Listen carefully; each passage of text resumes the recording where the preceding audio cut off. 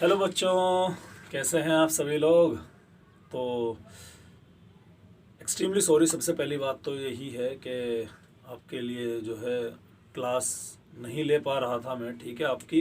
तो उसके लिए एक्सट्रीमली सॉरी, ठीक है। कारण था तबीयत ख़राब होना, ठीक है। काफ़ी तबीयत ख़राब थी। अब ये नहीं थी कि सर आपको कोरोना हो गया था क्या।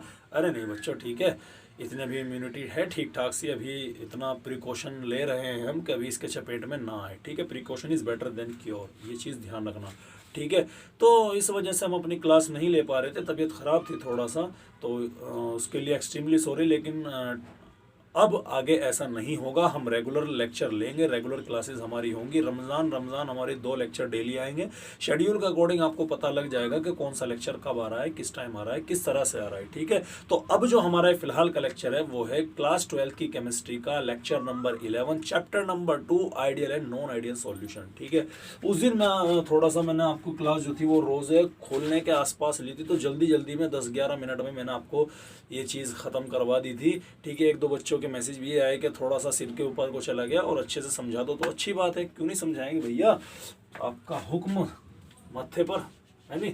चलिए, तो आज हमारे पास में फुल टाइम है, ठीक है। तो अब जो हमारा टॉपिक है वो क्या है, वो है ideal and non ideal solution. तो हम इसी को पढ़ने वाले हैं, लेक्चर नंबर 11, जिसके बारे में हम पढ़ने वाले हैं पूरे के पूरे तरीके से। पहले हम आइडियल सॉल्यूशन पढ़ेंगे, फिर हम नॉन आइडियल सॉल्यूशन पढ़ेंगे। अच्छा, आइडियल का मतलब क्या होता है, आइडियल का मतलब क्या होता है, सोचो। आइडियल क्या, आइडियल मर्यादा पुरुषोत्तम कौन, श्री राम। हिंदू कल्चर में, हिंदू माइथोलॉजी में मर्यादा पुरुषोत्तम कौन, श्री राम। मुस्लिम माइथोलॉजी में मर्यादा पुरुषोत्तम कौन, मोहम्मद। क्रिश्चियन माइथोलॉजी में मर्यादा पुरुषोत्तम कौन, जीसस, ठीक है। तो ये सब के अलग अलग क्राइटेरिया हैं, ठीक है। लेकिन इंडिया में है तो इंडिया के अंदर बताएं, सबसे हिंदू माइथोलॉजी के अनुसार मर्यादा पुरुषोत्तम कौन है, प्रभु श्री राम, ठीक है। तो श्री राम को क्या मानता है, आइडियल पुरुषोत्तम, आइडियल पुरुषोत्तम कह रहा हूँ, मर्यादा पुरुषोत्तम बोला जाता है। मतलब एक आइडियल मनुष्य जिसे बोलते हैं, मर्यादा पुरुषोत्तम, पुरुषों में उत्तम, जो सबसे ज्यादा उत्तम, सबसे आपके बढ़िया इंसान हो, पुरुषों में उत्तम हो, बेस्ट इन मैन, ये बोल सकते हैं आप उसे। वे कौन थे, प्रभु श्री राम थे। आइडियल का मतलब भी यही था, वो सॉल्यूशन जो सभी सॉल्यूशन में बेस्ट होता है। किस तरह से बेस्ट होता है, आइडियल सॉल्यूशन आर दो सॉल्यूशन जो चेंज नहीं करते या which obeys Raoult's law, which obeys Raoult's law over the entire range of, over the entire range of, definition लिख लेना, concentration and temperature, ठीक है। क्लियर है सर, प्रेशर भी तो ले लेते हैं, अरे लूंगा भाई, रुक जाओ, ठीक है। आइडियल सॉल्यूशन क्या होता है, आइडियल सॉल्यूशन आर दो solution which obeys Raoult's law, which obeys Raoult's law, which obeys Raoult's law, ये इंपॉर्टेंट है। ये क्या है, इंपॉर्टेंट है। Over the entire range of concentration and temperature, किसी भी कॉन्सेंट्रेशन पे, किसी भी कोई भी सॉल्यूशन आपने तैयार किया है, किसी भी कॉन्सेंट्रेशन पे तैयार किया है, किसी भी टेम्परेचर पे तैयार किया है, अगर वो रोल्स लॉ को फॉलो करता है तो वो क्या है भैया, आपका आइडियल सॉल्यूशन है। अब रोल्स लॉ क्या था, याद करो। रोल्स लॉ बताया था हमने, आपके एक रिलेशन बताया था कि pressure is directly proportional to the mole fraction of the volatile gas present in that solution. किसी भी सॉल्यूशन के अंदर जो गैस प्रेजेंट होती है, वोलेटाइल गैस की बात कर रहे हैं, प्रेशर क्या होता है, डायरेक्टली प्रोपोर्शनल होता है। और एक इक्वेशन आई थी हमारी कि P A is equal to P naught A X A, जो कि पी नॉट ए क्या था, प्योर फॉर्म में था। P B is equal to क्या था, P naught B X B आया था निकल के, और टोटल प्रेशर क्या आया था निकल कर, P naught A X A आया था plus P naught B X B आया था। ये हमारा टोटल रोल्स लॉ के अकॉर्डिंग आया था। और इन तीनों का ग्राफ जब हमने बनाया था तो इन तीनों का ग्राफ हमारे सामने कुछ ऐसा बना था। ये क्या था, X A is equal to 0, X B is equal to 1। तो यहाँ पर जो पॉइंट आया था वो क्या आया था, वो आया था पी नॉट ए का पॉइंट आया था, ठीक है।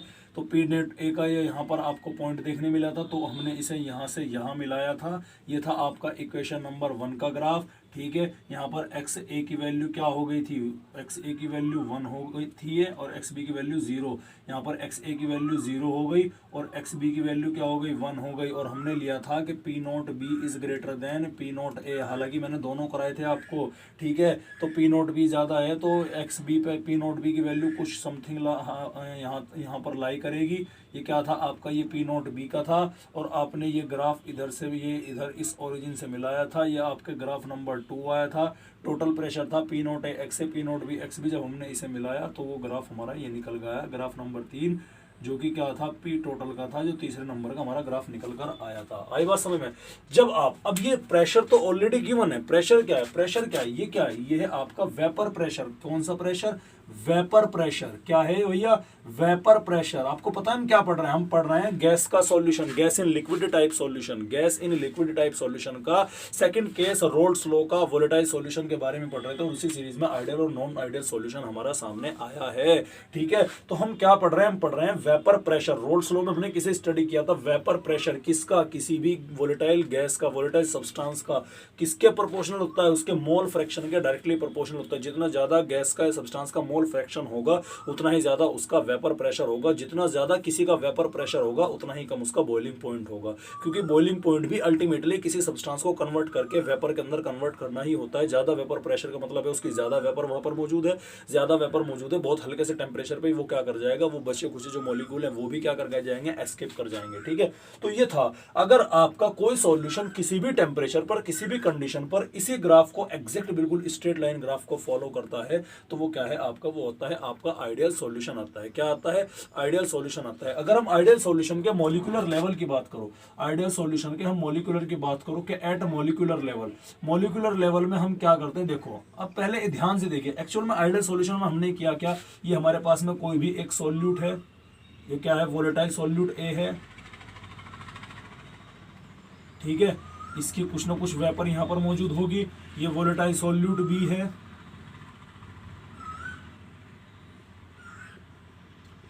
इसकी कुछ ना कुछ वेपर प्रेशर यहां होगी। इसका हमने सॉल्यूशन तैयार किया, क्या बनाया, ए बी सॉल्यूशन तैयार कर दिया। देखो एक्चुअल में है क्या, मैं आपको और तरीके से दिखा रहा, ठीक है। अगर मैं मॉलिक्यूलर लेवल की बात करूं तो ये मॉलिक्यूल ए के मॉलिक्यूल होंगे, है क्या, ये मॉलिक्यूल बी के मॉलिक्यूल होंगे जो आपस में इस तरह से जुड़े होंगे, ठीक है। और बी के मॉलिक्यूल को, चलो ए के मॉलिक्यूल को किस तरह मान लो, ये डार्क सर्किल मान लो, ठीक है। और आपके ए के मॉलिक्यूल क्या हो गए, डार्क सर्किल वाले हो गए, बी के मॉलिक्यूल क्या हो गए आपके, ये होलो सर्किल सा हो गया। और जब आपका ए बी का सॉल्यूशन बना तो आपका ए बी का सॉल्यूशन कुछ इस तरह से बनेगा, क्या, ये आपका ए का मॉलिक्यूल, ये आपका बी का मॉलिक्यूल, ठीक है। तो मॉलिक्यूलर लेवल की अगर मैं बात करूं तो जो फोर्स ऑफ अट्रैक्शन फोर्स जो, ठीक है, जो यहाँ पर इन कंपाउंड के अंदर जो फोर्स ऑफ अट्रैक्शन मौजूद है, क्या है, फोर्स ऑफ अट्रैक्शन या इंटरमोलिकुलर फोर्स ऑफ अट्रैक्शन, क्या है, इंटरमोलिकुलर फोर्स ऑफ अट्रैक्शन। जो इंटरमोलिकुलर फोर्स ऑफ अट्रैक्शन है वो ताकत जिसकी वजह से ये दोनों के दोनों आपस में जुड़े हुए हैं। ये कंडीशन कब आएगी कि वेपर प्रेशर हमारा बिल्कुल एग्जैक्ट दिखने में आए, एग्जैक्ट सेम आए, ये कंडीशन हमारी कब आएगी, ये कंडीशन हमारी तभी आएगी कि देखो सिंपल सी बात है, आप बात करें किसकी, वेपर प्रेशर की, रोल्स लॉ की बात करें तो इसका मतलब थ्योरेटिकल वेपर प्रेशर जो है आपका, थ्योरेटिकल वेपर प्रेशर वो आपके एक्सपेरिमेंटल वेपर प्रेशर के इक्वल आना चाहिए। सर इसका मतलब क्या हुआ, इसका मतलब ये हुआ थ्योरेटिकल वेपर प्रेशर तो ये हो गया जो आपने इस फॉर्मूले से वैल्यू निकाल रहे, ये तो आपका थ्योरेटिकल हो गया। और एक्सपेरिमेंटल वैल्यू जब आप किसी इंस्ट्रूमेंट से जैसे कि बैरोमीटर से मेजर करते हैं, ठीक है, वो क्या हो गया, एक्सपेरिमेंटल वैल्यू। जितना टोटल प्रेशर यहाँ थ्योरी में आ रहा है उतना ही वैल्यू कहाँ आना चाहिए, उस बैरोमीटर के अंदर, उस इंस्ट्रूमेंट के अंदर इतनी रीडिंग प्रेशर की आनी चाहिए। अगर उस कंडीशन के, पहली कंडीशन तो वही है कि प्रेशर के रोल्स लॉ की बात करें तो मतलब प्रेशर को रेस्पेक्ट बना के काम करेंगे हम, ठीक है। तो अगर उसका प्रेशर थ्योरेटिकल वेपर प्रेशर आपके किसके बराबर हुआ, थ्योरेटिकल वेपर प्रेशर आपके एक्सपेरिमेंटल वेपर प्रेशर के बराबर हुआ तो उस सॉल्यूशन को हम क्या कहेंगे, आइडियल सॉल्यूशन कहेंगे। सेकंड पॉइंट क्या आता है हमारा कि अगर हम मॉलिक्यूलर लेवल पे बात करें जो इंटरमोलिकुलर फोर्स ऑफ अट्रैक्शन है, देखो यहाँ पर ए के बीच की जो इंटरमोलिकुलर फोर्स ऑफ अट्रैक्शन है या बी के बीच की, ए या बी के बीच की इंटरमोलिकुलर फोर्स ऑफ अट्रैक्शन जो है वो हमेशा ए बी के बीच की जो इंटरमोलिकुलर फोर्स ऑफ अट्रैक्शन है उसके बराबर होनी चाहिए। और intermolecular force of attraction somehow associated होता है किससे, वॉल्यूम से। क्या होता है, समहाउ कुछ हद तक कहीं ना कहीं किससे एसोसिएट होता है, वो वॉल्यूम से एसोसिएटेड होता है, एसोसिएटेड विद वॉल्यूम, ठीक है। कुछ हद तक नहीं है बल्कि यह मान सकता है आपको काफी हद तक डिपेंड रहता है वॉल्यूम के ऊपर के, जितना ज्यादा strong intermolecular intermolecular force of attraction होगा वॉल्यूम थोड़ा सा उतना ज़्यादा कंप्रेस हो जाएगा। जितना weak intermolecular force of attraction होगा उतना ही क्या होगा, उतना ही आपका वॉल्यूम इंक्रीज हो जाएगा। तो एसोसिएटेड किससे होता है, वॉल्यूम से होता है। अब देखो क्या intermolecular force of attraction change हो रहा है, क्या नहीं हो रहा है। मेरे कहने का मतलब है कि इंटरमोलिकुलर फोर्स ऑफ अट्रैक्शन बिल्कुल भी चेंज नहीं होना चाहिए। जो इंटरमोलिकुलर फोर्स ऑफ अट्रैक्शन ए का है वही बी का होना चाहिए, और जो ए का है और जो बी का है वही क्या होना चाहिए, ए बी का होना चाहिए। यानी ए बी का इंटरमोलिकुलर फोर्स ऑफ अट्रैक्शन या तो ए के बराबर हो या बी के बराबर हो। अगर दोनों के बराबर, भाई एक ही बात है ना, ए और बी का इन दोनों का आपस में इक्वल होना चाहिए। यानी सॉल्यूट का यानी सॉल्यूट का इंटरेक्शन जो है, या सॉल्वेंट का जो इंटरेक्शन है वो आपको सॉल्यूट और सॉल्वेंट के इंटरेक्शन के बराबर होना चाहिए, वैल्यू बराबर होनी चाहिए। जब intermolecular force of attraction in दोनों का यानी इन दोनों का फोर्स ऑफ अट्रैक्शन बराबर रहेगा तो एसोसिएटेड जब ये वॉल्यूम से है तो वॉल्यूम के दौरान यानी intermolecular force of attraction resultant क्या रहेगा, वो भी सेम रहेगा। भाई जितना फोर्स इसके बीच में इतना इसके बीच में, ये जितना इसके बीच में इतना इसके बीच में, ठीक है। तो इंटरमोलिकुलर फोर्स ऑफ अट्रैक्शन क्या रहेगा, सेम रहेगा। एग्जांपल देख लो कैसा है। चलो मैं मानता हूं, देखिए मैं मानता हूं इसके एक मॉलिक्यूल के बीच में जो फोर्स है वो कितना है, इसके बीच में इंटरमोलिकुलर फोर्स ऑफ अट्रैक्शन की वैल्यू कितनी है, वो 10 है। कितनी है, 10 है। यहां पर भी कितनी होनी चाहिए, 10 होनी चाहिए। अब 2 की 10 है तो 1 की कितनी होनी चाहिए, 5 होनी चाहिए। यहां पर भी 2 की 10 है तो 1 की कितनी होनी चाहिए, 5 होनी चाहिए। तो ए बी सॉल्यूशन की कितनी होनी चाहिए, 5 इसकी और 5 इसकी, भी टोटल कितनी होनी चाहिए, 10 होनी चाहिए। तो यानी 10 इसका 10 इसका 10 इसका intermolecular force of attraction same आ रहा है। Intermolecular force of attraction same है तो मतलब उनका वॉल्यूम एसोसिएट होगा, तो यानी वॉल्यूम भी उनका क्या आएगा, सेम आएगा। क्या आएगा, सेम आएगा। तो तीसरा पॉइंट ये हुआ। देखो पहला पॉइंट क्या होगा कि pressure theoretical pressure P theoretical जो है वो आपका पी एक्सपेरिमेंटल के क्या होना चाहिए, इक्वल होना चाहिए। पहला पॉइंट तो यही हो गया आपका। दूसरा पॉइंट आपका हो गया कि मॉलिक्यूलर लेवल पे जो इंटरमोलिकुलर फोर्स ऑफ अट्रैक्शन है सॉल्यूट की या सॉल्वेंट की, वो सॉल्वेंट के इंटरेक्शन के फोर्स ऑफ अट्रैक्शन की बिल्कुल बराबर होनी चाहिए, ठीक है। तीसरा पॉइंट क्या आता है, तीसरा पॉइंट है चूंकि इंटरमोलिकुलर फोर्स ऑफ अट्रैक्शन बिल्कुल बराबर है तो जो इसका वॉल्यूम, ध्यान से देखिए, जो इसका वॉल्यूम है उसका डेल्टा वी यानी चेंज इन वॉल्यूम भी क्या होना चाहिए, 0 होना चाहिए। वॉल्यूम ऑफ मिक्सिंग के दौरान यानी सॉल्यूशन का जो चेंज इन वॉल्यूम है वो भी 0 होना चाहिए। फॉर एग्जांपल मैं एग्जांपल लेता हूं, यहां पर एन हेप्टेन का क्या होना चाहिए, एन हेप्टेन का और प्लस एन हेक्सेन का। एन हेप्टेन और एन हेक्सेन का जो सॉल्यूशन है वो एक आइडियल सॉल्यूशन कहलाया जाता है, ठीक है। हालांकि आपके एनसीईआरटी के अंदर बेंजीन और टाउलविन जो है वो आपका वो भी एक तरह का आइडियल सॉल्यूशन है, लेकिन टेक्निकली अगर मैं आपको बताऊं तो वो नॉन आइडियल सॉल्यूशन है। टेक्निकली बेंजीन और टाउलविन आपका नॉन आइडियल सॉल्यूशन है, लेकिन इसका जो डेविएशन है आइडियल सॉल्यूशन से वो बहुत बहुत बहुत कम है, ना कि बहुत काफी हद तक कम है, जिसको हम डाइल्यूट करने के बाद में, बहुत ज्यादा डाइल्यूट करने के बाद में ऑलमोस्ट वो आइडियल सॉल्यूशन की तरह बिहेव करने लग जाता है, ठीक है। तो एन हेप्टेन और एन हेक्सेन, आपने 50 ml क्या लिया, एन हेप्टेन लिया, 50 ml क्या लिया, एन हेक्सेन लिया, तो टोटल वॉल्यूम सॉल्यूशन का कितना आना चाहिए, वो 100 ml आना चाहिए। क्यों आना चाहिए भैया, जब इंटरमोलिकुलर फोर्स ऑफ अट्रैक्शन बिल्कुल ठीक है तो वॉल्यूम भी तो सेम ही रहने वाला है, ठीक है। अब देखो डेल्टा वी मिक्सिंग आप कैसे निकाल लोगे, डेल्टा वी मिक्सिंग जब आप निकाल लोगे तो आप निकाल लोगे कि वॉल्यूम ऑफ सॉल्यूशन माइनस, ठीक है, volume of solute plus volume of solvent, ठीक है। सॉल्यूशन का वॉल्यूम कितना है, यहाँ पर 100 है, माइनस सॉल्यूट का वॉल्यूम कितना 50, सॉल्वेंट का कितना 50, 50 और 50 100, 100 से 100 खत्म, क्या बच गया, 0 हो गया। तो डेल्टा वी मिक्सिंग क्या हो गया, 0 हो गया। तो कितने पॉइंट हो गए आपके, 4 हो गए। पहला हो गया आपका पी थ्योरेटिकल पी एक्सपेरिमेंटल के बराबर होना चाहिए। दूसरा है कि इंटरमोलिकुलर फोर्स ऑफ अट्रैक्शन वो जो कि वो एसोसिएट होता है वॉल्यूम से, वो क्या होना चाहिए, वो इक्वल होना चाहिए, बराबर होना चाहिए। तीसरा, चूंकि इंटरमोलिकुलर फोर्स ऑफ अट्रैक्शन बराबर है तो वॉल्यूम मिक्सिंग का भी कोई चेंज नहीं आता है। तो ये चीजें आपके सामने निकल कर आई है। अगला जो पॉइंट है वो आता है आपके सामने, वो आता है हीट ऑफ मिक्सिंग का, ठीक है। ये change in enthalpy, delta H की वैल्यू क्या होनी चाहिए, यहाँ पर 0 होनी चाहिए। क्या होनी चाहिए, चेंज इन एंथैल्पी होनी चाहिए, ठीक है। यानी delta heat of mixing change in enthalpy क्या होनी चाहिए, 0 होनी चाहिए। इसका मतलब क्या है, इसका मतलब ये है कि जितनी नेट, अगर हम एनर्जी की बात करें, जितनी एनर्जी आप बॉन्ड को तोड़ने में लगा रहे हो उतनी ही एनर्जी बॉन्ड के बनने में रिलीज होनी चाहिए, ठीक है। या फिर ये मान लीजिए कि अगर हम नेट सॉल्यूशन की बात करें तो किसी भी तरह का कोई नेट एब्जॉर्प्शन या नेट इवोल्यूशन हीट का नहीं होना चाहिए। सर अभी तक समझ में नहीं आया। अच्छा देखो, आपने एन हेप्टेन और एन हेक्सेन को लेकर एक सॉल्यूशन तैयार किया, तो उस सॉल्यूशन को बिल्कुल आसान से शब्दों में सुन लो भैया, कहीं नहीं मिलने का इतना आसान शब्द जो मैं बोल रहा हूं आपको, कि एन हेप्टेन और एन हेक्सेन का सॉल्यूशन आपने क्या किया, एन हेप्टेन और एन हेक्सेन का सॉल्यूशन आपने तैयार किया। गया। उस सॉल्यूशन को तैयार करने के बाद में जो टेम्परेचर था, ध्यान से सुनिए, जो टेम्परेचर था वो टेम्परेचर एन हेप्टेन और एन हेक्सेन के टेम्परेचर के बिल्कुल बराबर होना चाहिए। यानी टेम्परेचर में रत्ती भर का 0.1% बराबर भी कोई माइनर सा डिफरेंस भी नहीं होना चाहिए। तो मैं क्या बोल रहा हूं कि सॉल्यूशन, इसीलिए क्या बोला, डेल्टा हीट ऑफ मिक्सिंग क्या हो गया, वो जीरो हो गया। अब मैं आपको एक चीज बताता हूं, आपकी एनसीईआरटी के अंदर प्यारे बच्चों एक लाइन लिखी हुई है, ठीक है, क्या है, एक लाइन लिखी हुई है, बड़ी इंपॉर्टेंट है, सेकंड चैप्टर के अंदर मैं बताता हूं आपको, ठीक है, पढ़ के बताता हूं, बड़ी इंपॉर्टेंट लाइन है, देखो ध्यान से देखिए, कहाँ गया,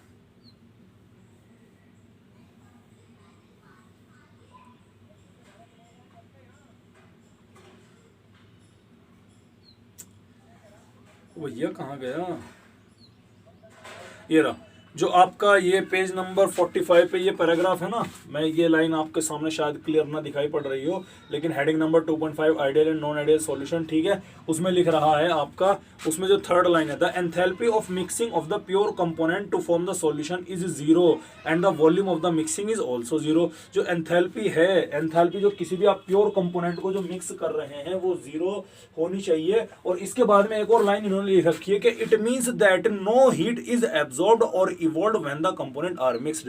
यानी जब आप कंपोनेंट को मिक्स कर रहे हो तो उस दौरान ना तो कोई हीट इवॉल्व होनी चाहिए, ना ही कोई हीट एब्जॉर्ब होनी चाहिए। इसका मतलब ये हुआ कि उस सॉल्यूशन का टेम्परेचर चेंज नहीं होना चाहिए, उस सॉल्यूशन का टेम्परेचर वही रहना चाहिए जो टेम्परेचर एन हेप्टेन का, यानी उनके प्योर सॉल्वेंट का या प्योर कंपोनेंट का जो टेम्परेचर था, उस सॉल्यूशन का टेम्परेचर भी वही रहना चाहिए, ठीक है, क्लियर है। तो ये था आपका आइडियल सॉल्यूशन। एक बार फिर रिकॉल करता हूं, समराइज करता हूं आपको कि आइडियल सॉल्यूशन आर दो सॉल्यूशन जो रोल्स लॉ को फॉलो करते हैं हर कॉन्सेंट्रेशन और टेम्परेचर के ऊपर, ठीक है। रोल्स लॉ क्या था आपका, ये था, तो हमने रोल्स लॉ के अकॉर्डिंग क्या निकाला था, वेपर प्रेशर निकाला था, जो पी थ्योरेटिकल निकाला था। अगर वो एक्सपेरिमेंटल वैल्यू भी वही आ रहा है जो आपको कॉपी पेन के ऊपर इस फॉर्मूले से निकाल रहे हैं, एक्सपेरिमेंटल जो इंस्ट्रूमेंट से मेजर करते हैं, दोनों की वैल्यू सेम आ रही है, मतलब वो आइडियल सॉल्यूशन की तरह बिहेव करेगा। दूसरी क्या है, मॉलिक्यूलर लेवल पे उनके बीच का जो मॉलिक्यूलर फोर्स ऑफ अट्रैक्शन है वो बिल्कुल सेम होना चाहिए, जो कि एसोसिएट होता है किससे, वॉल्यूम से एसोसिएट होता है, और इस वजह से डेल्टा वी ऑफ मिक्सिंग भी क्या होती है, वो जीरो होती है, ठीक है।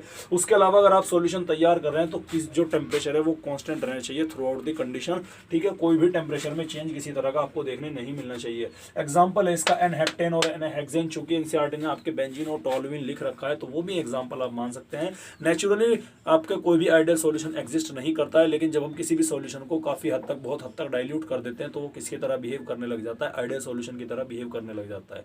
आई बात समझ में। हालांकि N heptane and hexane are the good example than benzene and toluene. Benzene and toluene जो है वो आपके positively deviated non ideal solution में आते हैं, ठीक है, क्लियर है। चलिए आई बात समझ में। तो यानी ये पॉइंट ध्यान रखना, इसी पॉइंट से हम सारे आगे के पॉइंट डिस्कस करने वाले हैं इंटरमोलिकुलर फोर्स ऑफ अट्रैक्शन से, ठीक है। तो कंडीशन क्या ली थी हमने, कंडीशन ली थी पी थ्योरेटिकल और पी एक्सपेरिमेंटल, पहले इसे फुलफिल करनी होगी, फिर उसके बाद में हमने और डिटेल में देखा भाई कारण यही तो है ना कि पी थ्योरेटिकल और पी प्रेशर क्यों आया, क्योंकि एक्सपेरिमेंटल क्यों आया, क्योंकि उनका इंटरमोलिकुलर फोर्स ऑफ अट्रैक्शन एक जैसा है। सारी जड़ इस चीज की मॉलिक्यूलर लेवल पे जड़ कहाँ है, इंटरमोलिकुलर फोर्स ऑफ अट्रैक्शन है, हर एक चीज उसी से एसोसिएट होती है।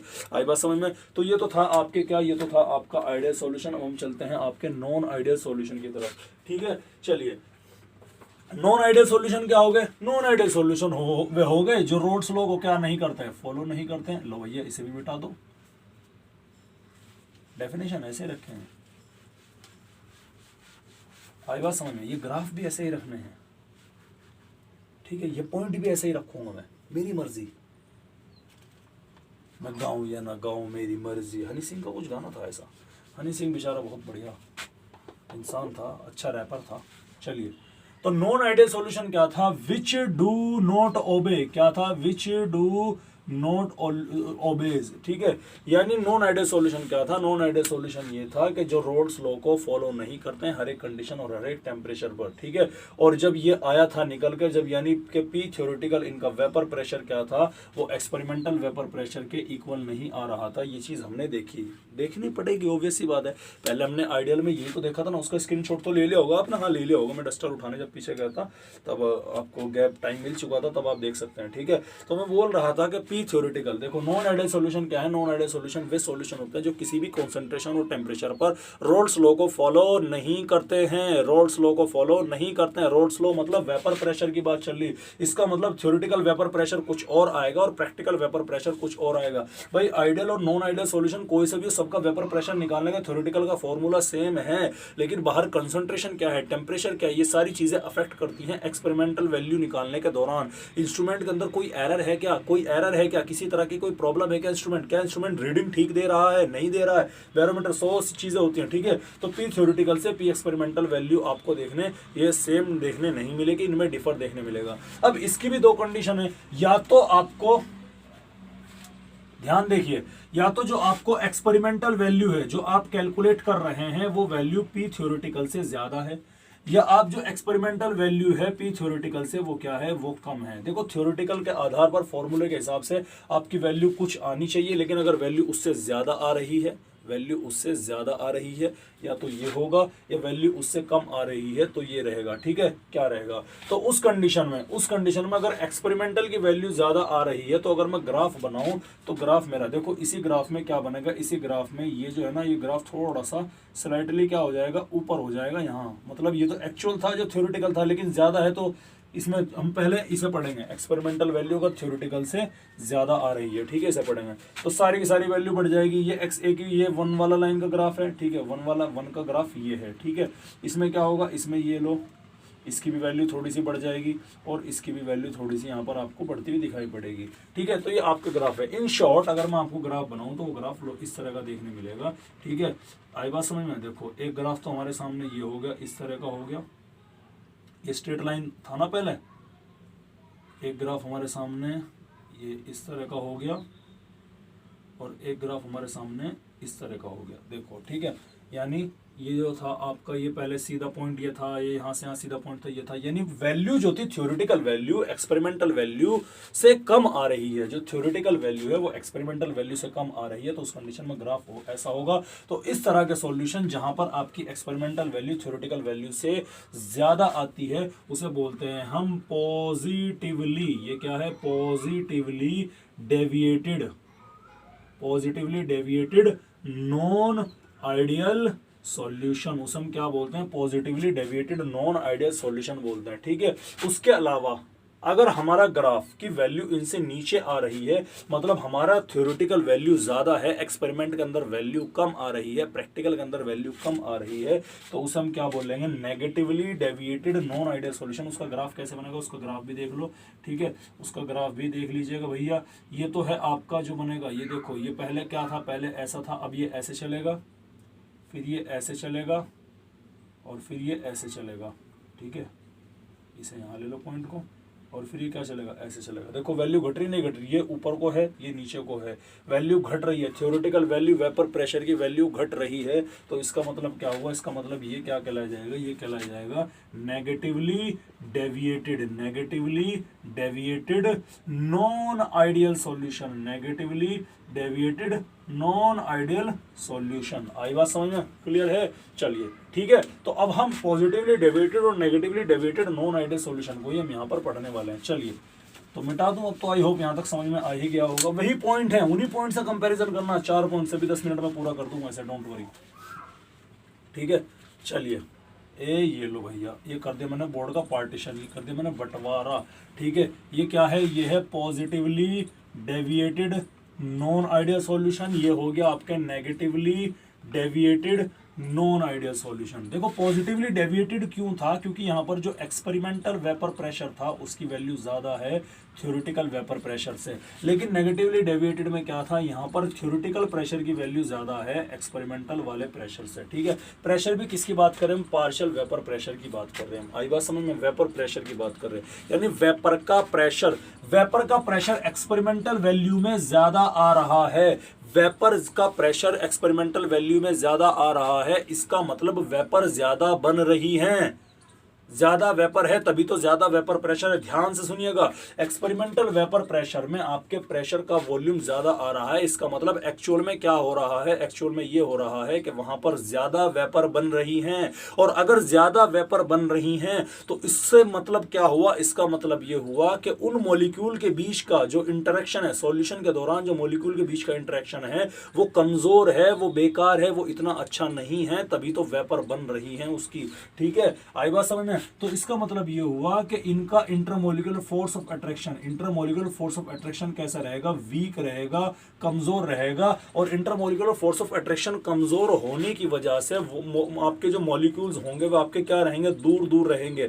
मॉलिक्यूल्स जब दूर दूर रहेंगे, मॉलिक्यूल्स जब दूर दूर रहेंगे तो उनके बीच का intermolecular force of attraction weak है, उनके बीच में इतनी अच्छी अंडरस्टैंडिंग नहीं है, तो उसके मॉलिक्यूल आपस में दूर दूर रिपेल करेंगे, दूर दूर रहेंगे, एक साथ आस पास नहीं आएंगे, दूर दूर रहेंगे। ठीक है, दूर दूर रहने की वजह से वेपर ज्यादा बनेंगी, वेपर ज्यादा आने की वजह से वेपर का प्रेशर ज्यादा आपको एक्सपेरिमेंटल वैल्यू देखने मिलेगी। ठीक है, तो इंटरमोलिकुलर फोर्स ऑफ अट्रैक्शन इनके बीच का कैसा है, वीक है, कमजोर है। जब इनके बीच का इंटरमोलिकुलर फोर्स ऑफ अट्रैक्शन कमजोर है तो इनका वॉल्यूम बढ़ेगा नहीं बढ़ेगा, क्योंकि मैंने कहा था कि वॉल्यूम एसोसिएट होता है। अगर वो कंप्रेशन हो गया, अगर आप किसी भी का वॉल्यूम कंप्रेस करना चाहते हैं तो उनके मॉलिक्यूल्स के बीच का इंटरेक्शन स्ट्रांग होना चाहिए। ठीक है भाई, ऐसा समझिए ना, ये तो है आपका आइडियल। ठीक है, ये है आपका, क्या ये आइडियल है, नहीं है। ये क्या ये भी आइडियल है, नहीं है। क्यों नहीं है, आइडियल एक्चुअल में एग्जैक्टली ये होना चाहिए, इसके बीच का गैप ज्यादा है, ये ओवरलैप कर रहा है, और ये एक्चुअल वैल्यू ये है। यहां पर अगर हम बॉन्ड लेंथ की बात करें तो समहाउ कहीं ना कहीं ये इसके बीच का इंटरेक्शन क्या कर रहा है, इसके बीच का इंटरेक्शन डिटरमाइन करता है, किसको डिटरमाइन करता है, आपके इसके वॉल्यूम को। ठीक है, अब ये देखो, ये कंडीशन कहां देखने मिलेगी, यहां देखने मिलेगी। Intermolecular force of attraction weak है, इसीलिए ये दोनों मॉलिक्यूल आपस में अलग अलग हैं, दूर दूर हैं, अलग अलग हैं, दूर दूर हैं, यानी इनको बहुत हल्के से टेम्परेचर पे क्या हो जाएगा, वेपर के अंदर कन्वर्ट हो जाएंगे। आई बात समझ में, हल्के से मतलब इनका वेपर प्रेशर ज्यादा इसीलिए आ रहा है निकल कर। तो जब ये वाली कंडीशन है तो वॉल्यूम एक्सपांड करता हुआ दिखाई पड़ रहा है, नहीं कर रहा भाई। Weak intermolecular force of attraction associate होता है वॉल्यूम के एक्सपांड होने से, strong intermolecular force of attraction associate होता है आपके आपके वॉल्यूम के कंप्रेस होने में। ठीक है, तो क्या हुआ, तो जब इसका क्या हुआ, तो इसका मतलब इसका ये हुआ कि डेल्टा वी की वैल्यू जीरो नहीं आएगी। जीरो नहीं आएगी तो क्या आएगी, डेल्टा वी की वैल्यू कैलकुलेट करो। डेल्टा वी की वैल्यू, अगर आपका वॉल्यूम एक्सपांड हो रहा है, सॉल्यूशन का वॉल्यूम बढ़ रहा है, तो डेल्टा वी की वैल्यू किस में आएगी, पॉजिटिव वैल्यू निकलकर सामने आएगी। यहाँ पर क्या आएगी, पॉजिटिव वैल्यू निकलकर सामने आएगी। ठीक है, कैसे, फॉर एग्जांपल आपके पास में क्या है, आपके पास में दो सॉल्यूशन आपने लिए, सॉल्यूशन ए और सॉल्यूशन बी। सॉल्यूशन ए में आपने 50 ml लिया, सॉल्यूशन बी कितना लिया, वो भी 50 ml लिया, oh sorry solute 50 ml, solvent 50 ml, resultant आपने बना दिया, तो वॉल्यूम एक्सपांड हो जाएगा, वॉल्यूम बढ़ जाएगा, क्योंकि इनके बीच का इंटरेक्शन बैड है। लेट से कितना हो गया, 110 हो गया, तो 110 में से -50 + 50 करेंगे, कितना हो गया, यानी वैल्यू 10 आ जाएगी निकलकर। तो इसका मतलब डेल्टा वी की वैल्यू क्या आएगी, यहाँ पर पॉजिटिव निकलकर सामने आ जाएगी।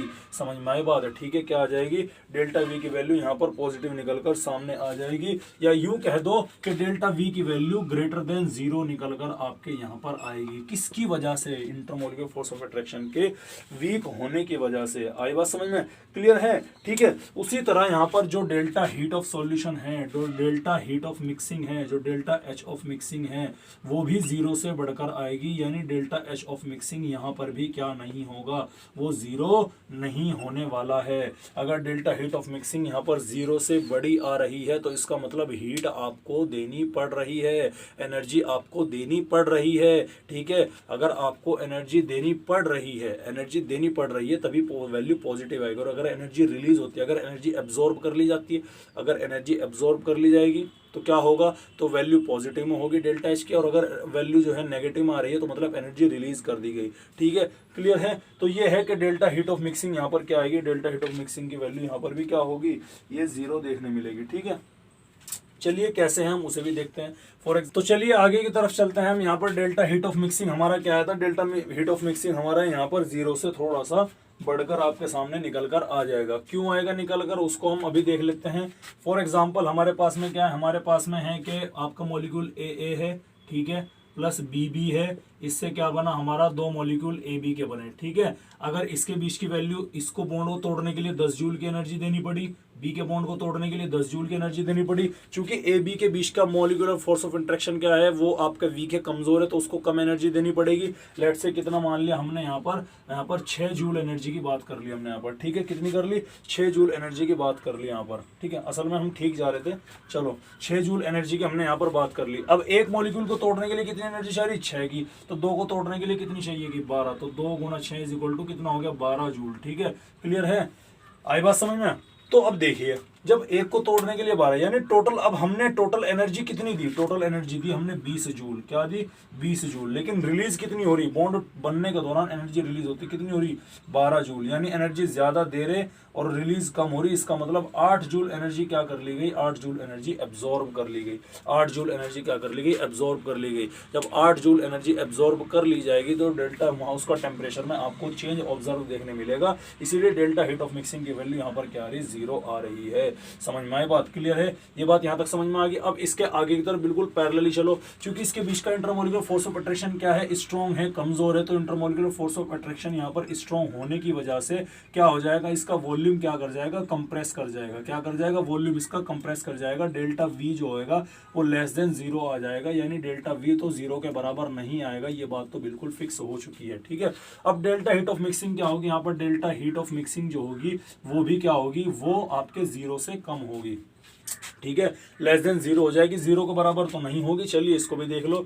अब यहाँ पर क्या आ गया? आपके intermolecular force of attraction AA plus intermolecular force of attraction BB gives us 2 molecules of intermolecular force of attraction of AB। ये हमारे सामने यहाँ पर निकल के आए बात। इसको तोड़ने के लिए कितनी एनर्जी देनी पड़ी? 10 जूल की। इसको तोड़ने के लिए कितनी देनी पड़ी? 10 जूल की। Strong intermolecular force of attraction है तो इससे ज्यादा तो देनी पड़ेगी। कितनी? मान लो 12 देनी पड़ेगी। 2 के लिए कितनी हो गई? 24 हो गई। तो टोटल आप रिलीज कितनी कर रहे? 24 कर रहे। दे कितनी रहे? 20 दे रहे। तो यानी आपका नेट क्या आ जाएगा? नेट आ जाएगा 4 जूल एनर्जी आपकी क्या हो रही? रिलीज हो रही, ठीक है। 4 जूल एनर्जी क्या हो रही है आपकी? वो रिलीज हो रही। जब 4 जूल एनर्जी आपकी रिलीज हो रही है, 4 जूल एनर्जी जब आपकी रिलीज हो रही है यहाँ पर आपके, ठीक है, तो इसका मतलब ये हुआ कि एनर्जी बाहर रिलीज हो रही। और एनर्जी रिलीज को हम डिनोट करते हैं एक्सोथर्मिक रिएक्शन बोल दो या नेगेटिव साइन से आपको डिनोट किया जाता है, ठीक है।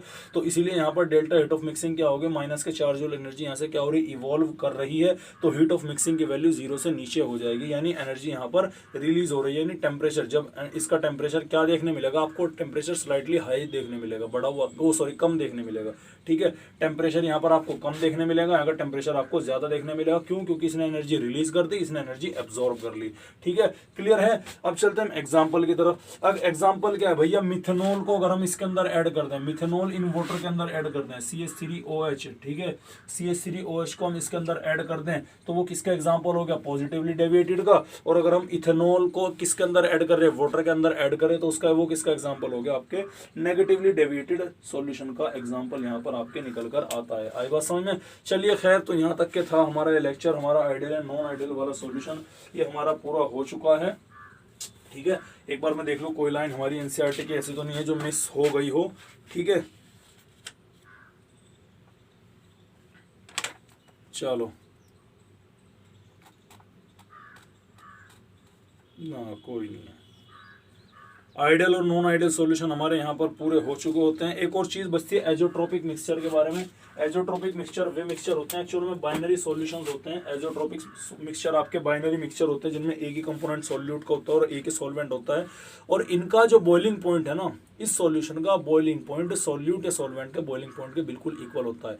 इसका मतलब ये हुआ कि आप फ्रैक्शनल डिस्टिलेशन से सॉल्यूट और सॉल्वेंट को अलग अलग नहीं कर सकते। फ्रैक्शनल डिस्टिलेशन क्या होता है? बॉइलिंग पॉइंट के आधार पर टेम्परेचर आपके दो सब्सटेंस को अलग अलग करना, मिक्सचर को अलग अलग करना जब आपका बॉइलिंग पॉइंट अलग अलग हो। लेकिन चूंकि सॉल्यूट और सॉल्वेंट का बॉइलिंग पॉइंट ऑलमोस्ट सेम होता है, एक ही बॉइलिंग पॉइंट के ऊपर दोनों को दोनों क्या कर जाते हैं? बॉइल कर जाते हैं। तो ये क्या नहीं कर सकते? हम फ्रैक्शनल डिस्टिलेशन से सेपरेट आउट नहीं कर सकते। समझ में आई बात? चलिए, तो अब ये रहा यहाँ पर आपके सामने ये चैप्टर जो है यहाँ पर ऑलमोस्ट इसके 3 फेज पूरे हो चुके। लास्ट चीज बचती है इसकी colligative properties, azeotropic mixture, ideal and non ideal solution. इस चैप्टर के अंदर, इस लेक्चर के अंदर आपको मैंने बता दिया, ठीक है। अब आपका कोई भी क्लास मिस नहीं होगी, so don't worry about it, ठीक है। अब हम शुरू करने वाले हैं आगे अपना कॉलिगेटिव प्रॉपर्टीज। जब भी आपका जो भी शेड्यूल होगा वो आपको फेसबुक के पेज के ऊपर, इंस्टाग्राम के पेज के ऊपर, ग्रुप के अंदर अपडेट करता रहूँगा, ठीक है, बताता रहूँगा कि शेड्यूल आपको जैसा डेली पहले मिल रहा था इसी तरह डेली पहले अब मिलने वाला है, ठीक है। So don't worry about it. करना कुछ नहीं है, इस चैप्टर को जो मैंने अपना जिन तक आप लोग को करा दिया उतना आप कवर करें, पढ़ें, उसे समझने की कोशिश करें। कोई चीज़ समझ में ना आई तो उस चीज़ को दोबारा पूछ लें, इसमें कोई इश्यू वाली बात नहीं। मैं भी कंफ्यूज हो जाता हूँ कभी कभी, आप भी कंफ्यूज हो सकते हैं, ठीक है, इसमें कोई इतना बड़ा इश्यू नहीं है, ठीक है। चलिए, तो कुछ नहीं करना भैया, सुरक्षित रहो घर पे। लगभग 1800 लोगों की अब तक जान जा चुकी है कोरोना वायरस के चलते हुए, ठीक है। कुछ फैसले गवर्नमेंट ने लिए हैं, कुछ सही हैं, कुछ गलत हैं, वो तो थोड़ा सा इसमें हम कोई कमेंट नहीं दे सकते। तो फिलहाल आपसे ये मेरी रिक्वेस्ट है कि आप प्लीज़ घर के अंदर रहें, घर से बाहर बेमतलब के ना निकलें, ठीक है। अपनी जान है तो भैया जहान है, ठीक है। तो कुछ नहीं है, पढ़ते रहे, मेहनत करते रहे, मुस्कुराते रहें, हंसते रहें, खेलते रहें, और कुछ नहीं करना भैया। आओ, पढ़ो, जाओ, खाओ पियो, सो मौज करो, ठीक है। चलिए, ऑल द बेस्ट।